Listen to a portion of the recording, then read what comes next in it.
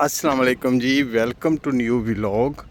तो सऊदीया दे विच मुख्तलिफ सालां ते मुख्तलिफ व्लॉग मैं तुहानूं दिखा रहा, ब्यूटी दिखा रहा, नेचर दिखा रहा। तो वो सामने पहाड़ी जिहड़ी नज़र आ रही है ना, ये पहाड़ी खुद क्रिएट की सऊदी हुकूमत ने, ये कोई कुदरती नहीं है। यह पहाड़ी भी बनाई गई। तो परे छोटी जी रेल ट्रेन चल रही, बच्चे तो बह के झूला लेंदे ने। उधर नूं ही जा रहा मैं।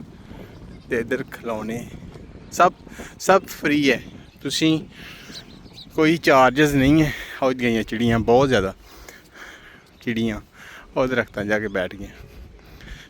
तो सब फ्री ऑफ कास्ट है, कोई पैसा नहीं है। जेड़े मर्जी झूले ते बैठो, झूला लवो। तो मैं भी वो बच्चों वाली थोड़ी जोड़ा बच्चा कर रहा स्केटिंग, की कहते हैं इनू, मैं भी करके आया। मैं डरदा था, मेरा वज़न 80-90 kg है। बनया तो बच्चों वास्ते है, लेकिन सियाने कितों बाज आते हैं। तो असी सियाने हो के भी ना वो झूला लिया, तो मज़ा लिया जिंदगी का। चलो तुसी देखो वीडियो, मैं नवी वीडियो लैके आंदा फिर जल्दी।